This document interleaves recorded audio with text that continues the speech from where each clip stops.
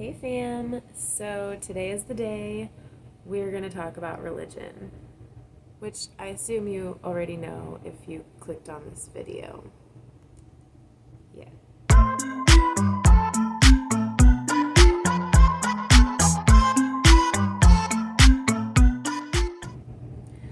Okay, so for those of you who have never seen one of my world building videos before, hi, welcome. Just so you're aware, I am sharing perspectives as someone who is world building specifically for my own epic fantasy series. So I'm talking about, creating every aspect of the world for the purposes of telling a specific story. Not just like trying to, you can totally use some of this for whatever kind of world building project you have. I'm sure some of it will be handy. But yeah, that's the perspective I'm coming from, not just going crazy and creating an entire world just for fun. Although, yeah, go for that if that's your thing. Sorry, I'm trying to situate. Okay. So, I'm really excited to talk to you guys about this today because religion is one of my favorite things to study in the real world. I just find like how religions evolve, the mythologies, where these things come from, like the further back you go, and like all of that is just it's as fascinating to me, if not slightly more interesting than like how the different like cultures of humans have sprung up over the world and like what the differences in those cultures are depending on where they live and what their history is and all these kinds of things, right? I just think all that stuff is like so fascinating. I think that's one reason I do have the obsession I do with world building. But so, yeah, let's talk about this because I am stoked. So, when it comes to creating a religion, I think, or multiple religions rather, I personally am creating multiple religions for my world. The reason being, one, it'll feel more fleshed out, but two, creating an entire series. This is going to be from multiple character perspectives, and not all those characters are from the same part of my world, right? And so I think that there's two different ways you can do this. One would be if you were to take, like if you're telling a story and you don't really want any of the religions to be real, or you don't necessarily, it doesn't really matter so much if they're actually real, you just need more religions, then I would go about creating the world first. Like some of my previous videos, like figure out the geography of your world, and then figure out kind of like the different cultures that have popped up in different areas of your world. Because knowing things like that is going to be really helpful when you're trying to come up with like, okay, why do these people believe what they believe? When you're answering questions like, are they polytheistic, monotheistic, duotheistic, anything like that. I think it'd just be easier, especially like I said, if you are not trying to take your religions and say that like, oh no, this is actually truth, right? If that's not important to your story. The other side of that, which is kind of more what I did personally, because of the nature of the type of story I'm trying to tell, and it is fantasy. If whether all of your religions are a little bit true, or only one of them is true, or in some way there is religious truth to the that comes across in the story that you're trying to tell, then I personally, what I did literally is I started by writing my own creation myth.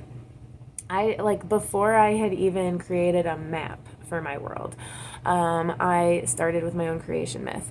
And that creation myth itself will probably never actually be in the entire series. However, that was really helpful for me because I was then able to take like all of these different aspects from the creation myth and the different gods and goddesses and whatever in that myth, different beings, etc. I was able to take all of those, and as I developed my the people that inhabit my world, I was able to kind of fill in aspects of their own history as a people, aspects of who they are culturally, like where they live, their like native lands, all that stuff. And at the same time, those different religion is a great way to introduce conflict in your story. I feel like you don't have to say much more than that because look at the real world, please.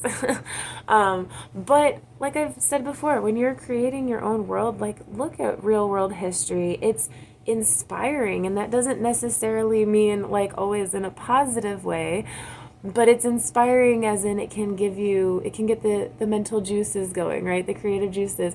So you can come up with some of these things because, you know, religious conflict is a huge part of what, in the real world, aside from different politics and things like that, religion has been used time and time and again to control the masses, or to have an excuse to start a war, or to say this race is superior to this race, or whatever, right? Think of all these real things that religion has done historically to shape who humans are right now. Even if you are not a religious person, religion has affected your life. And so think about things like that when you are creating your own religions. What kind of effect would this have on your people? I'm getting a little ahead of myself, so let me back up for a second. Once you kind of start figuring out which way you want to start developing this, some basic things that you would want to take into consideration first is, first off, I really do not recommend just taking something, even if it's a religion that like it's an ancient religion that nobody really practices in that way these days. I wouldn't recommend taking something like that directly from human history and just changing names around or something. Not only could that potentially offend someone if you do it with a religion that does still exist and isn't practiced these days, but it could also just come across as really uncreative and kind of boring. You know what I mean? And why not have fun with it? If you're going to do it, just go hard. But that being said, again, take inspiration from the real world. We still have ways to understand things that you can use in your fantasy world. For example, is the religion of this particular culture monotheistic, duotheistic, polytheistic? Do they believe in any concepts such as animism? You know, like the idea that like everything is alive and has its own consciousness and soul and whatever, right? Even like stones. You know, are they more like shamanistic? Are they a patriarchal or matriarchal faith? And keep in mind the patriarchal, matriarchal, or maybe neither thing, because again, it's a fantasy. You don't have to have either of these, but whatever that kind of thing is, that's going to go, all of these things really are going to come a lot into play in how that culture structures their politics. Because religion and politics have kind of always been like this, like since the beginning of time, right? Like the tribe shaman also would like be really close with the chief and help make big decisions, right? They were the ones who, you know, took care of the people. They were the original, like, you know, healers of the tribe, doctors, medicine men and women, whatever, right? So look at all of these things. Like religion isn't entirely bad.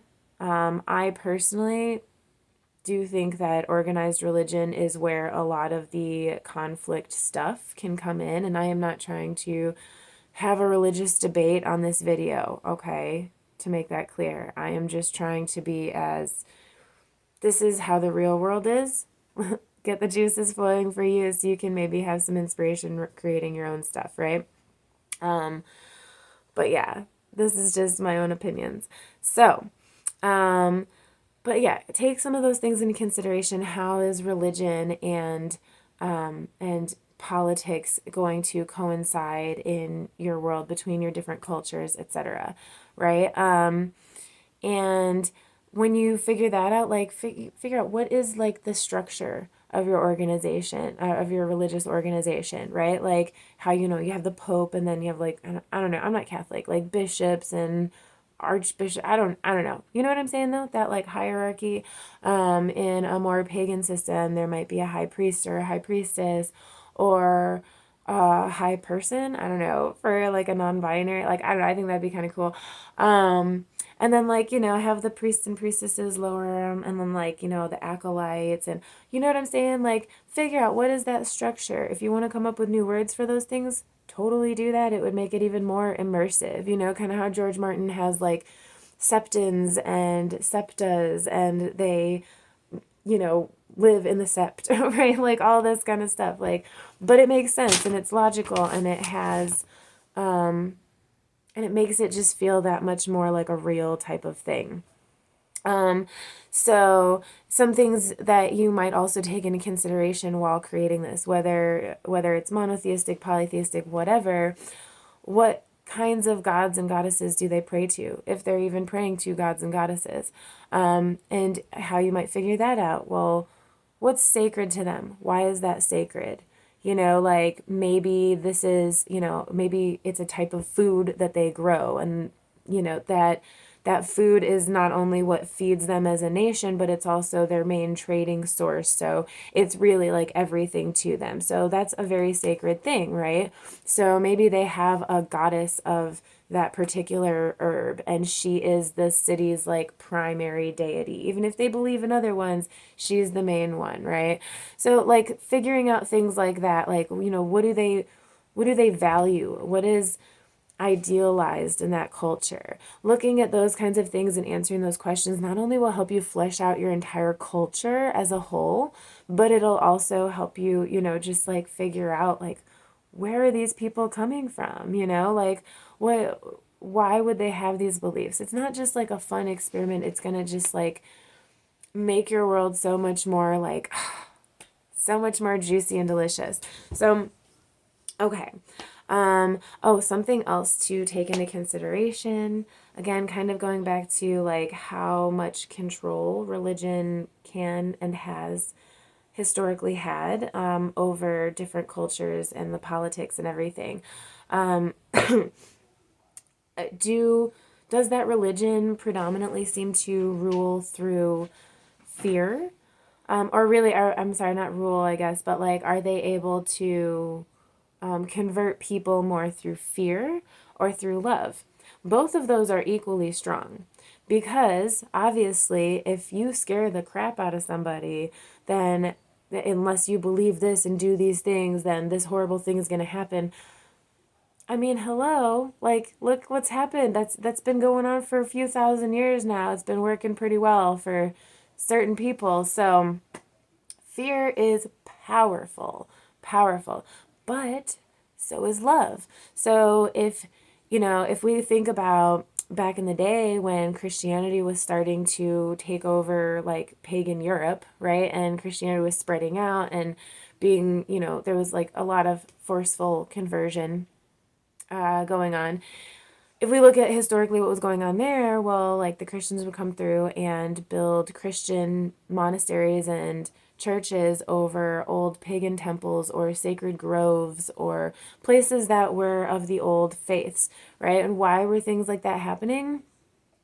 Because if they couldn't convert people through fear, love was honestly almost more powerful, because there was it took so long for all of the pagans in Europe to really be converted. And there's still parts of Europe in places like Lithuania and Scotland, and you know, they're coming back. Paganism is making a return, but and there's places that it never really died out, because those people loved their gods and goddesses. They loved their beliefs because that was a part of their identity. That was a part of their cultural heritage. That was a part of the land that they lived on, that they were raised on. And when you have love like that, and it surpasses faith, really. It's not, at that point, it's not about faith. It's more about like, this is part of myself. And so looking at all of those things, right? Like, is this, you know, how is this religion controlling people? And I don't mean like, you know, when we're talking about like a religion that people love, controlling them, like I don't mean necessarily in like a bad way. Like love is obviously a different vibe than control, but hopefully you understand what I'm saying. It's like they're still going to be like super devout, whether it's controlling them through fear or they just love their religion. They're going to be very devout and they're going to do things in the name of that religion, whether it's protecting themselves in their own land or trying to conquer other people or whatever, right? So use these things like real world inspiration. Some fun little side notes that I just kind of like wrote down here that you might want to figure out before actually like, you know, writing or whatever, right? Whenever in your process works for you. But some fun little things that I thought would be cool to figure out that I'm also working on. Are there any cults or secret sects in your religion, or that are kind of like not the mainstream religion itself, but like there's this group over here that's doing some weird shady stuff because they have a twisted version of this religion here. You know what I mean? Stuff like that is really, really fun. I personally love stuff like that in fantasy, so obviously I wanted to include my own things of that nature. I just realized I keep pointing to or gesturing to my map and you guys can't even see it, but that's what I'm doing. So anyway, another couple of things. Are there important like relics or sacred items, specific tools that are used in rituals of this religion? Again, you can do some searches and find, you know, like unless you are like me and like nerd out about religion anyway and know some of this stuff off the top of your head anyway, do a quick Google search and see like what kind of tools do different religions use in the real world? Why do they use them? What do they use them for? And maybe at some point I'll make a video talking more specifically about that kind of thing. But again, like you can find out this stuff as part of your own research for your story.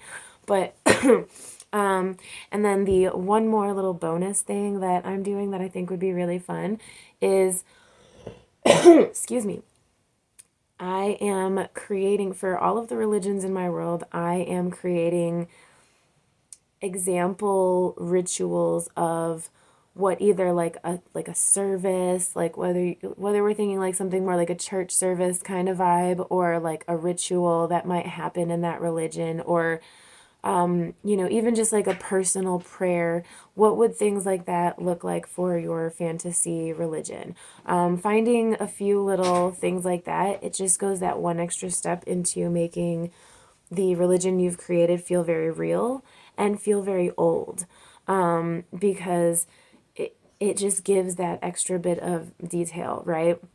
And especially the thing, like if you are creating secret sects and cults and denominations and whatever of your religion, then that also for sure will make it feel so much older. It has to have been around for a while for things like that to start popping up, right? So yeah, let me make sure.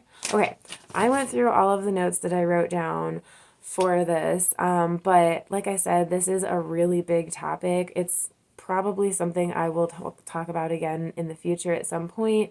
But for now, if you have any questions or things you want to add or whatever, please by all means do so in the comments below. I would love to hear y'all's opinions and perspectives about these things. Again, this is not about religious debate.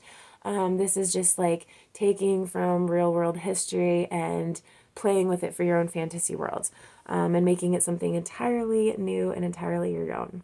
So I'm really, really glad that you guys got to be here for this day. Thank you so much to everyone who has already subscribed. Thank you. It means so much to me. If you have not yet, please do it. It's right there. Just click the button. But yeah, I look forward to reading your comments. I'm very excited to be sharing all of these things with you guys. This has been super fun for me. Also, in the description below is a link to my website, my like blog site. I share examples of my writing and post sometimes about some of my personal projects and things like that. I'm trying to update that more frequently, but there are a few little short story myth retellings on there that I've written, if you were ever interested in checking them out. So yeah, I will see you guys very soon. Thanks for being here.